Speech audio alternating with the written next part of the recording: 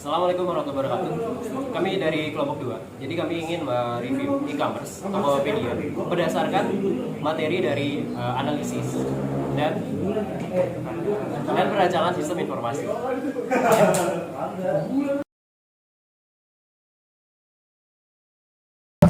Tokopedia dipakai jutaan orang setiap hari. Tapi kalau dibedah pakai teori perancangan layar, ternyata ada loh dua sisinya. Yang pertama ada sisi gelap dan juga sisi terangnya. Kita akan membahas dua bagian. Saya akan membahas sisi terangnya. Menurut Mulet dan Sano, layar yang baik itu fokus dan fleksibel. Pakai representasi gambar, lengkap tapi sesuai konteks. Elegan mesti sederhana, namun kontras dan proporsi yang jelas. Serta aktor organisasi rapi. Search bar selalu di atas, yaitu dia fokus dan fleksibel. Icon kategori bikin cepat dikenali. Halaman produk lengkap tanpa info nyempil. Info nyempil itu maksudnya gimana ya? Lanjut bagian 2. Semua kelihatan di Tokopedia. Search bar selalu di atas, fokus dan fleksibel kayak tadi yang dibilang. Icon kategori bikin cepat dikenali. Halaman produk lengkap tanpa info yang nyempil. Check out tetap rapi walaupun prosesnya kompleks. Tombol beli sekarang besar dan mencolok dibandingkan dengan tombol lain. Dan urutan tampilan dari search sampai rekomendasi ngikutin pola baca, jadi navigasinya bagus. Ini juga sejalan dengan pedoman Smith and Moiser. Data tersedia, format konsisten, dan kalimat tombol singkat jelas. Beli, chat, masukkan keranjang, itu semuanya bisa kelihatan jelas. Oke, sekarang kita lanjut ke bagian kekurangan dari desain Tokopedia. Kalau kita cek lagi pakai teori faktor interface yang kurang disukai, Tokopedia itu masih punya banyak PR, terutama di banner promosi. Nah, di banner promosi itu kadang tuh terlalu padat gitu loh, dan juga warnanya pop up banget gitu. Jadi kadang bikin user tuh offload informasi, bikin user tuh lelah membaca atau melihatnya. Terus notifikasi promo tuh kadang muncul tiba-tiba gitu loh, pas lagi user cari searching barang yang mereka mau cari, kadang tuh notif muncul, notif live, notif chat, atau notif promo tertentu dari toko tertentu gitu loh. Itu kadang ngeganggu banget. Terus dari misalnya mau tanggal kembar tanggal 77, misalnya bulan Juli sekarang 77, nah kadang tuh Tokopedia tuh bikin patch atau halaman baru khusus promo event-event buat tanggal 77 itu. Nah, dari kekurangan itu sebenarnya udah melanggar atau sedikit melanggar prinsip konsisten dari Smith Mosier yang tadi sudah dibahas. Terus kalau dari segi strategi Tokopedia itu pakai transaction analysis, jadi tiap metode bayar punya jalur sendiri, tapi tampilan dijaga konsisten sama Tokopedia dari jalur bayarnya itu. Jadi kalau dikelompokkan kelima langkah utama perancangan layar yang ada di PPT, menurut Abdul Mufti, ragam dialognya lengkap. Dari ada menu, ada search, ada chat, terus struktur dialognya lancar dari cara sampai check out sampai pembayaran tuh flow-nya enak gitu loh. Meski kadang keganggu sama pop-up-nya, itu pasti yang tadi saya bicarakan, pop-up notifikasi yang mengganggu. Udah sih, rancangan UI Tokopedia menurut saya sudah bagus, walaupun emang kadang ada kekurangannya. Yang pertama itu kepadatan visual, jadi rancangan layar itu sangat penting gitu loh, apalagi secara buat efisien dan mempermudah user gitu loh. Jadi bagaimana user tuh betah sama aplikasi kita yang buat gitu, jadi kita harus merancang atau memberi flow yang enak buat user. Yang pertama, di fitur pencarian sistemnya tuh sudah pintar karena pakai autosuggest dan autocomplete.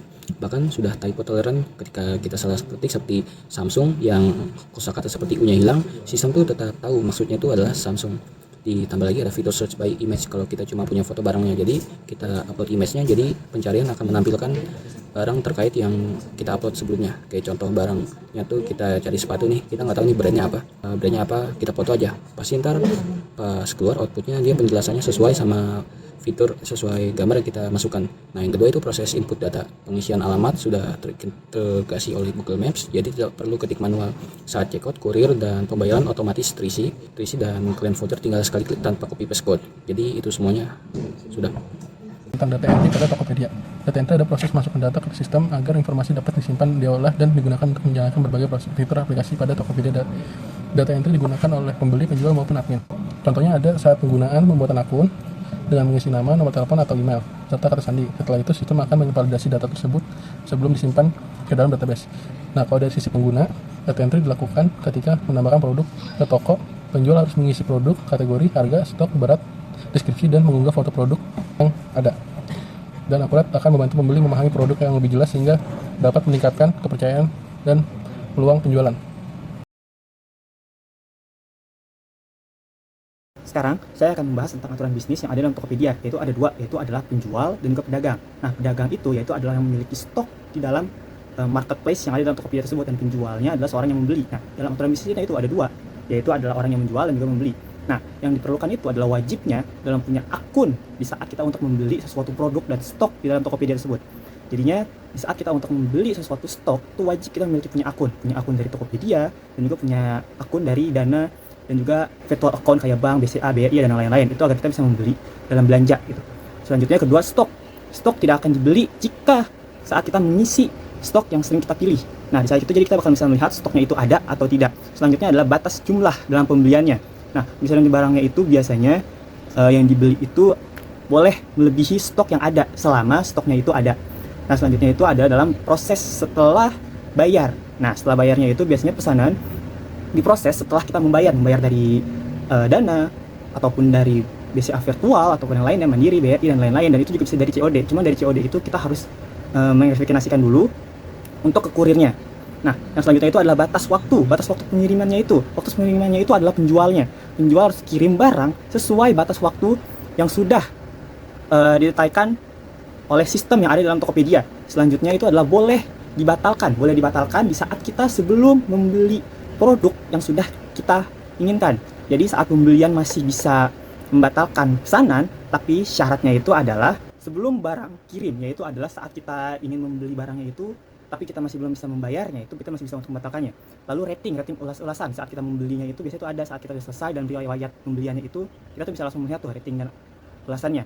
Lalu stok otomatis dalam berkurang, yaitu adalah di saat kita membeli stok yang ada di dalam aplikasi Tokopedia tersebut, nanti stoknya itu pasti bakal mengurang, akan hilang yang ada di dalam aplikasi tersebut. Selanjutnya adalah perhitungan total bayarnya. Total bayarnya itu kita langsung bisa melihat dari riwayatnya, total harus dibayar ataupun yang lain-lain. Jadi kita tuh bisa langsung melihat semua perhitungan-perhitungan yang ada di dalam total bayar produk yang sedang kita beli.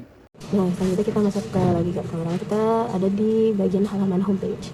Kita langsung mencari search barang, kemudian saat udah saya search, kita bisa ngeliat barang-barang itu, kita langsung masuk ke detail produk. Nah, kita lihat dulu nih produknya bagus apa enggak, atau dari rekomendasi tertentu. Nah, untuk dari ini, habis itu kita langsung tambah ke keranjang.